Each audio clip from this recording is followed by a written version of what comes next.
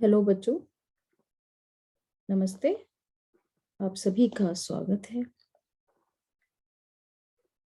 BA प्रथम वर्ष के सभी छात्रों के लिए राष्ट्रीय शिक्षा नीति 2020 के अंतर्गत जो नवीन पाठ्यक्रम है उसमें हिंदी काव्य जो पुस्तक आपकी पाठ्य पुस्तक है उसमें रीतिकालीन कवि केशवदास जी का के पद भी आते हैं। तो हम इनका अध्ययन करेंगे। उससे पहले हम कवि परिचय प्राप्त करेंगे। तो जो केशवदास जी हैं वे रीतिकाल के कवि हैं। उनकी काव्य रचना भक्तिकाल और रीतिकाल के संधिकाल की है। कविवर केशव संस्कृत भाषा की परंपरा में पले थे। उन्होंने रीतिकाल के आचार्यत्व को प्राप्त कर लिया था। वे अलंकारों के प्रेमी थे।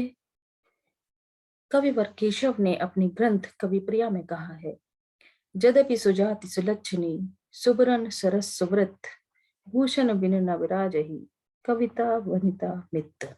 अर्थात उच्च कोटि की सुंदर लक्षणों से युक्त उपयुक्त वर्ण विन्यास वाली रसपूर्ण व सुंदर छंदों में रचित कविता अलंकार बिना उसी प्रकार उत्कृष्ट गुण दिखलाई नहीं देती जिस प्रकार उच्च कुल में उत्पन्न सब लक्षणों से युक्त सुंदर वर्ण वाली लावण्य युक्त अच्छे आचरणों वाली नायिका आभूषणों के बिना उत्कर्ष प्राप्त नहीं कर पाती।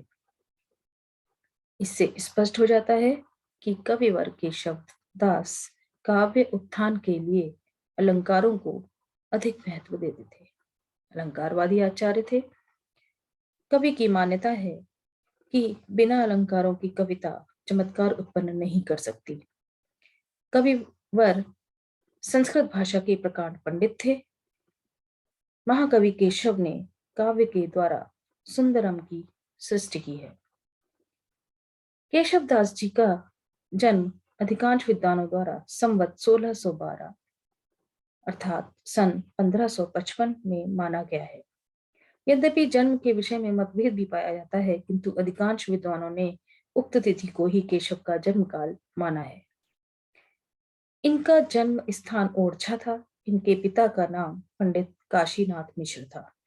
इनका परिवार गहन पांडित्य का केंद्र बिंदु था। संस्कृत भाषा की पावन सुर सरिता इनके यहाँ बहती थी। कवि ने जन भाषा में कविताएं की, किंतु हीनता की भावना व्यक्त करते हुए उनका कहना है कि भाषा बोली न जानहि जिनके कुल के दास, भाषा कवि की मंद मति तही कुल के सब दास। केशव दास जी सनाड्य जाति के विप्र ब्राह्मण थे।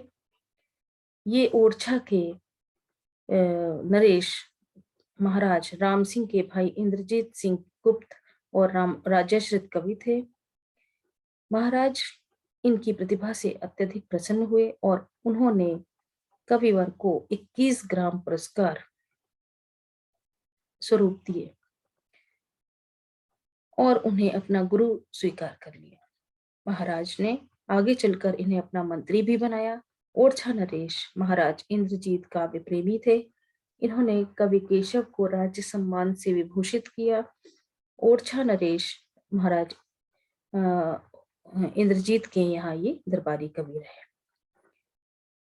कविवर केशव की मृत्यु संवत 1674 ईस्वी में हुई।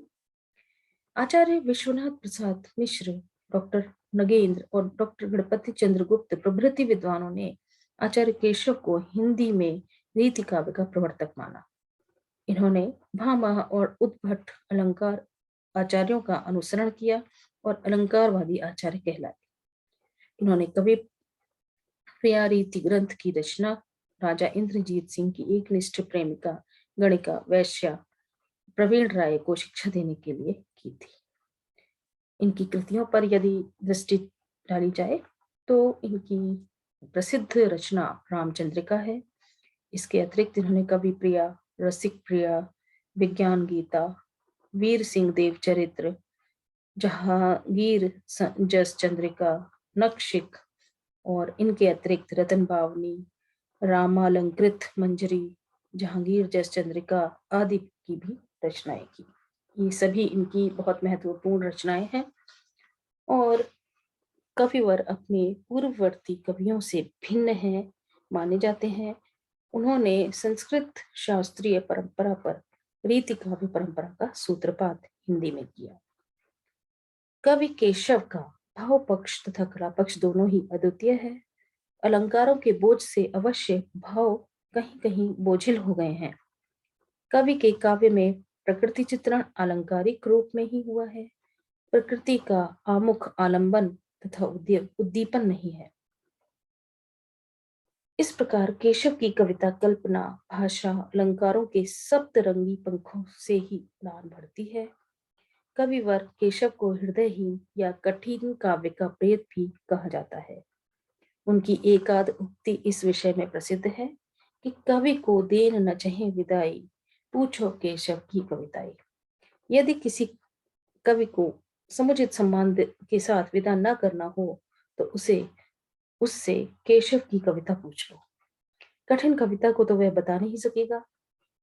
आचार्य रामचंद्र शुक्ल, बाबू श्याम सुंदर दास कवि केशव को हृदयहीन मानते हैं और उनकी कविता पर नीरसता और पांडित्य प्रदर्शन का आरोप लगाते हैं। उनकी कविता में विभिन्न अलंकारों का प्रयोग सर्वत्र दिखाई देता है। अलंकारों के बोझ से कविता के भाव दबसे गए हैं और पाठक को केवल चमत्कार ही हाथ लगता है। महाकवि केशव ने चित्रोपम रूप से कविता का प्रवेश सजाया है। महाकवि की भाव प्रवणता, कल्पना की अमोघ शक्ति, संगीतात्मकता, मनोवैज्ञानिक सूझबूझ, भाषा सौंदर्य, रीति परंपरा से हटकर नई संरचना के सोपान स्थापित करना उनके भावोन्वेष और हृदय का परिचय देते हैं। काव्य परंपरा का चमत्कार, अलंकार, रस, छंद आदि के कारण कविता बोझिल नहीं है, वरन यह कहने में अत्युक्ति न होगी कि जहाँ क्लिष्टता है वह उनकी साहित्यिकता के कारण है। अतः जो केशव दास जी हैं वह रीति काल की रीतिबद्ध काव्यधारा के प्रतिनिधि कवि कहे जाते हैं। अगले वीडियो में हम इनकी कविता के विषय में बात करेंगे। धन्यवाद।